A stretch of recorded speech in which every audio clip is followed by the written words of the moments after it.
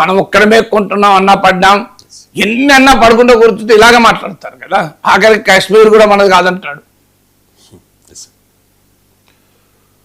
మోదీతో భేటీ సందర్భంగా ట్రంప్ కీలక వ్యాఖ్యలు చేశారు. శ్వేత సౌధంలో నేనున్నంత కాలం వారికి మంచి మిత్రుడు ఉన్నట్టే అని చెప్పేసి first bite play.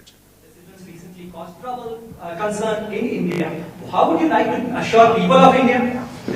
Well, I said it. As long as I'm president, we have a great. They have a great friend in the White House. I don't know where there might have been a trouble. I don't think so.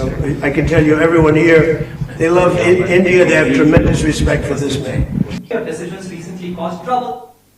Sir, white house లో Trump ఉన్నంత కాలం భారత్ కి మంచి మిత్రుడు ఉన్నట్టే అంటూ ఉన్నారు sir. White house లో Trump ఉంటే భారత్ కు మంచిదా కాదా అనేది కదా. మంచి మిత్రుడు కనుకనే ప్రపంచంలో ఏ దేశం పైన వేయనంత టారిఫ్ ఇండియా పైన వేసాడు. మంచి మిత్రుడు కదా మనకు. 50% టారిఫ్ వేసాడు. చైనా పైన కూడా 30%. ఏ కంట్రీ పైన వేయనంత టారిఫ్ మన పైన వేసాడు. ఎందుకు? మనకు మంచి మిత్రుడు కదా.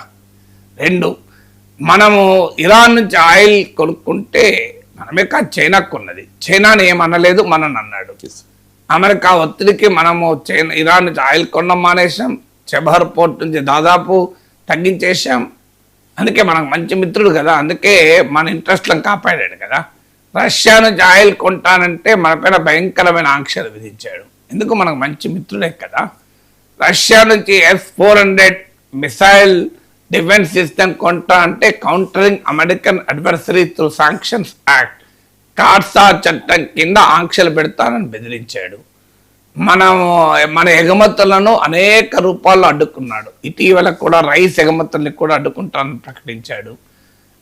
మన అమెరికా కాటన్ దిగుమతులకు ఇండియా బారుగా ద్వారాలు తెరవాలని తెచ్చాడు. Pakistan, I love you Pakistan అంటూ అసీం మినిట్తో కలిపి డ్యూయెట్లు పాడుతున్నాడు. చైనా గల్వాన్ లోయలో మన పైన దాడి చేస్తే కనీసం చైనా పైన ఆంక్షలు కూడా విధించలేదు. ఆపరేషన్ సింధూర్లో మనకు మద్దతుగా రాలేదు. పహల్గామ్ దాడుల్లో కూడా పాకిస్తాన్ పేరు పెట్టి ఖండించడానికి కూడా సిద్ధపడలేదు. మన మిత్రుడు కదా, మంచి మిత్రుడు కదా. సో అందుకే ఇన్ని రకాలుగా బెనిఫిట్ చేస్తున్నాడు. H-1B వీసాలు 71% ఇండియన్స్ ఆర్ బెనిఫిషరీస్ కనుక దానిపైన మనకు $1,00,000 పెనాల్టీ వేస్తా అంటున్నాడు. ట్యాక్స్ వేస్తా, అమెరికన్ కోర్ట్ భాషలో చెప్పాలని ట్యాక్స్ వేస్తా అంటున్నాడు.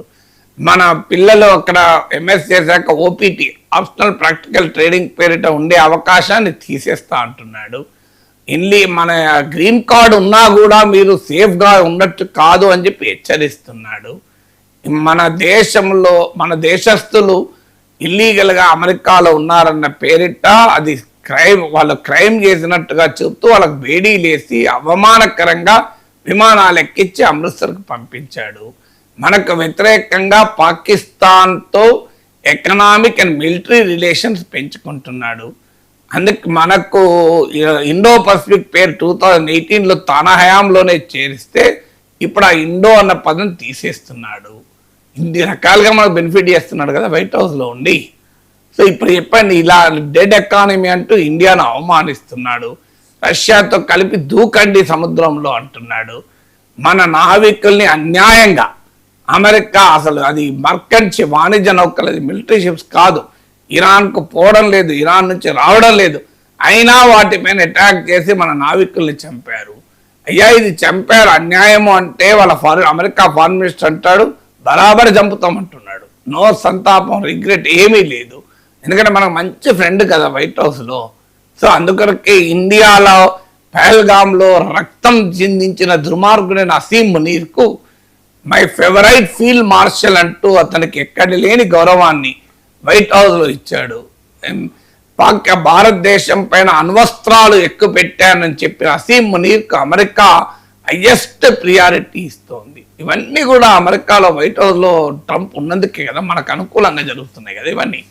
విశాఖపట్నంలో జరిగిన మన నావల్ ఫ్లీట్లో భారత్ ఆహ్వానం మీదకు వచ్చినటువంటి ఇరానియన్ షిప్ను కనీసం భారత్ సెంటిమెంట్ని కూడా గౌరవించకుండా హిందూ మహాసముద్రంలో దాన్ని ముంచేశారు. ఇన్ని రకాలుగా మన లాభాలు చేస్తున్నాడండి, ఒక్కటా రెండా. సో మన స్ట్రాటజిక్ చెబహార్ పోర్టు మనము పాకిస్తాన్ బైపాస్ చేస్తూ ఇరాన్ ఆఫ్ఘనిస్తాన్ మీదుగా సెంట్రల్ ఏషియాకు వెళ్ళే కీలకమైన చెబార్ పోర్టు పైన అంతకుముందు వేవర్ ఇచ్చాడు, అది కూడా ఇప్పుడు తీసేశాడు. తర్వాత మీకు డెవలప్డ్ కంట్రీస్ కిందేటువంటి ఒక ట్రేడ్ అడ్వాంటేజ్ ఉంటుంది. అమెరికాకి ఎక్స్పోర్ట్ చేసినప్పుడు ఆంక్షలు లేకుండా trade advantage 1970s trade act అది. ఆ యాక్ట్ కింద ఇండియాకి ఇచ్చినటువంటి బెనిఫిట్ను తొలగించారు. ఇలా చెప్పుకుంటూ పోతే ఎన్ని రకాలుగా మన బెనిఫిట్ చేశాడండి.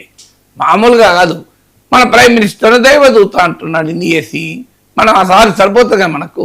మన ప్రైమ్ మినిస్టర్ దేవదూత అన్నందుకు మనం పులకరించిపోయి ఆ ట్రంప్ ఏం చేసినా ఒప్పుకోవాలి. అందుకే వైట్ హౌస్లో ట్రంప్ ఉన్నంత కాలం ఇండియాకి ఫ్రెండ్ లేడు. మోడీకి ఫ్రెండ్ ఉంటే మనం అది మోడీ చెప్పాలి. ఇండియాకి అయితే ఫ్రెండ్ లేడు. మోడీ మై గ్రేట్ ఫ్రెండ్ అంటుంటాడు. కానీ గ్రేట్ ఫ్రెండ్గా ఇండియాకి చేసింది ట్రంప్. ఇప్పుడు ఇన్ని చెప్పాను నేను, మనకు అన్యాయంగా చేసింది, మనకు అన్యాయంగా చేసిన ఇన్ని అంశాలు చెప్పాను. ఆఖరికి వెస్ట్ ఏషియా వార్లో కూడా మన రోల్ ఏమీ లేదు, పాకిస్తాన్ పట్టుకొని తిరిగాడు. సో ఇన్ని రకాలుగా మనను అవమానిస్తే మనము ఇంకా మనకు వైట్ హౌస్లో నేనున్నంత కాలం ఇండియాకు మంచి ఫ్రెండ్ ఉంటే షోమి. సో ఎక్కడ ఇప్పుడు ట్రేడ్ డీల్ మనకు అనుకూలంగా ట్రేడ్ డీల్ ఉందా చెప్పండి. సో మనం అనేక రకాలు మాట్లాడుకున్నాం, మళ్ళీ మాట్లాడతాం. సో ఇంత ఏకపక్షంగా మన పైన దాడులు చేస్తుంటే ఇవాళ పాకిస్తాన్ సబ్మెరైన్ బంగాళాఖాతంలోకి వస్తుంది. అమెరికా మాట్లాడలేదు. 1971 వార్ తర్వాత ఫస్ట్ టైం ఈ 50 ఏళ్ల తర్వాత పాకిస్తాన్ జలంతర్గాములు బే ఆఫ్ బెంగాల్లో మోహరిస్తున్నారు. అయినా అమెరికా దానికి అడ్డు చెప్పదు. మరి అమెరికా యుఎస్ పసిఫిక్ కమాండ్ ఏం చేస్తుంది, నిద్రపోతుందా? So US Pacific command chief ఓపెన్గానే పాకిస్తాన్ అప్రిషియేట్ చేశాడు, మా గ్రేటెస్ట్ ఫ్రెండ్ అని చెప్పాడు. సో ఇంత జరుగుతున్నా కూడా ఇంకా వైట్ హౌస్లో నేనున్నంత కాలం ఇండియాకి ఫ్రెండ్ అంటే ఎట్లా? భారత్పై ఎవరైనా దాడి చేస్తే సహాయంగా మేము వస్తాము, మేము ఉంటాము అంటూ ఉన్నారు సార్ డొనాల్డ్ ట్రంప్. సరే ఆ బయట కూడా ప్లే చేయండి. And the United States, sorry, I'm speaking, I won't. That's okay. Can you speak to the defense relationship between India and the United States? I think it's a great relationship. I can tell you this, without having a contract, we don't have a contract, you have to write contract. But if they were attacked, we would be there to help them. How is that? Is that a good statement? Okay, come here. Right sir, ఎవరైనా దాడి చేస్తే మేము సహాయంగా వస్తాము అంటూ ఉన్నారు. నిజంగా Trump సహాయం చేస్తాడు? ఎవరైనా దాడి చేస్తే సహాయంగా వస్తాడంటున్నాడు. అమెరికాలో దాడి చేస్తే నేను చేయను అంటలేడు.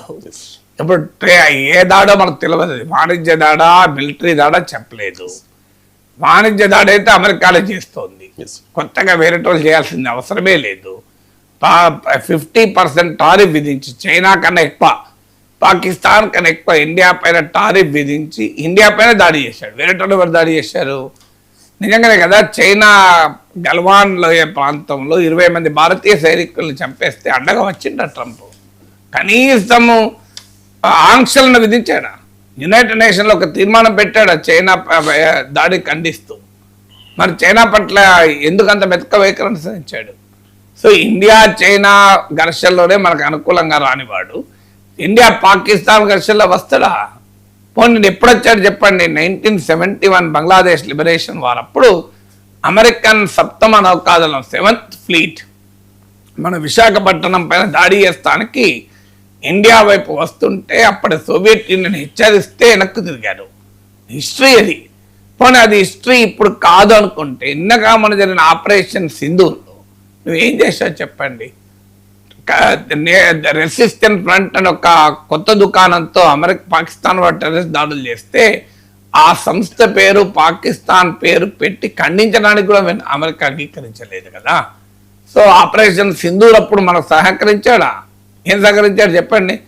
పైగా మనకు వ్యతిరేకంగా వ్యవహరించడమే కాకుండా యుద్ధం ఆపించాడు అని తానే గొప్పలు చెప్పుకున్నాడు. So where did India attack చేస్తే సహకరించడానికి ఎప్పుడు వచ్చాడు, ఎక్కడ వచ్చాడు చెప్పాలి కదా. ఇప్పుడు పాకిస్తాన్, సౌదీ అరేబియా, అమెరికా మిత్ర దేశాలు రెండు కూడా వాళ్ళ మధ్య నాటో తరహా డిఫెన్స్ అగ్రిమెంట్ కుదిరింది కదా. అంటే ఒక దేశం పైన దాడి చేస్తే మరో దేశం పైన దాడి చేసినట్లని. ఇటీవల ఆపరేషన్ సింధూర్లో తుర్కీ నాటోలో సభ్య దేశం అమెరికా, మిత్ర దేశం పాకిస్తాన్కి మద్దతుగా నిలిచింది కదా, మనకెక్కడ మద్దతుగా వచ్చాడు? సో ఏ విషయంలో మనకు దాడి చేస్తే వస్తాడనుకుంటే అంతకన్నా అమాయకత్వం ఏం లేదు. అమెరికా ఎక్కడైనా తన ఇంట్రెస్ట్లకు అనుగుణంగానే వ్యవహరిస్తుంది. మిత్ర దేశమైన డెన్మార్క్లో భాగమైన గ్రీన్లాండ్ పైన అటాక్ చేస్తా అంటున్నాడు కదా. యూరప్ అమెరికా మిత్ర దేశం. యూరప్ పట్ల అమెరికా ఎలా వ్యవహరిస్తోంది? నాటోలోని సభ్య దేశాల పట్ల అమెరికా ఎలా వ్యవహరిస్తోంది? కెనడానైతే ఏకంగా అమెరికాలో కలుపుకుంటానని హెచ్చరిస్తున్నాడు కదా. జపాన్ లాంటి దేశం, సౌత్ కొరియా లాంటి మిత్ర దేశాలపైన ఆంక్షలు పెడుతున్నాడు కదా. సో తన మిత్ర దేశాలపైనే సెకండ్ వరల్డ్ వార్ తర్వాత అమెరికన్ ఫారిన్ పాలసీలో కీలకమైనది transatlantic alliance, America Europe alliance. So అక్కడే సహకరించేది. ఉక్రెయిన్ పైన రష్యా దాడి చేస్తే ఏం సహకరిస్తున్నాడు ట్రంప్? ఉన్న సహకారాన్ని కూడా విడ్రా చేసుకున్నాడు కదా. సో ఉక్రెయిన్ విషయంలో సహకరించిన వాడు ట్రంప్కు మా ఇండియాకు సహకరిస్తాడా? ఆ ఉన్న పేరు కూడా మార్చాడు. ఇండో పసిఫిక్ కమాండ్ నుంచి దాని పేరు ఇండియా పేరే తీసేశాడు కదా. ఒకప్పుడు 2018లో ఈ ఇండో పసిఫిక్ ఆ పేరు మార్చినప్పుడు ఏమన్నాడు? బాలీవుడ్ నుంచి హాలీవుడ్ దాకా అన్నాడు కదా. ఇప్పుడు మరి బాలీవుడ్ ఎందుకు డిజైన్ చేసుకుంటున్నాడు ఇండియాను? సో ఇంత మన పైన దాడి చేసిన Asim Munir my favourite field marshal అంటున్నాడు కదా. ఇండియాలో పహల్గామ్లో మన అమాయకులైన భారతీయుల పైన చంపి నా దుర్మార్గుడు కదా అసీం మునీర్. అలాంటి అసీం మునీర్కు వైట్ హౌస్లో విందిచ్చి గౌరవం ఇచ్చి దాడి చేసినట్ట అసీం మునీర్ను చెల్లు అనిపించాలి కదా. నువ్వు ఇండియా పైన ఎందుకు పోయావు? పహల్గామ్లో ఎందుకు తీవ్ర దాడులు చేయించావు? కానీ చేశాడా ట్రంప్? అది కౌలించుకున్నాడు కదా అసీం మునీర్ను. ఎందుకు మాటలకు చేతులకు ఇంత తేడా ఉంటే ఎట్లా? మోదీ ప్రధానిగా ఉన్నంత కాలం భారత్కు సహాయం చేస్తాము అంటూ ఉన్నారు Trump. Sorry, I'm speaking, I won't. That's okay. Can you speak to the defense relationship between India and the United States? I think it's a great relationship. I can tell you this, without having a contract, we don't have a contract, you have to write contract. But if they were attacked, we would be there to help them. How is that? Is that a good statement? Okay, come on. If anybody attacks that man, we're going to be there. Now, if there's a new leader, I'm not sure about it. If there's a new leader, I don't know about that. But if they're attacked and he's the leader, we're going to be there to help. And the United States. కొత్త leader ఉంటే I'm not sure అని అంటూ ఉన్నాడు sir Trump. And ఇంకొకటి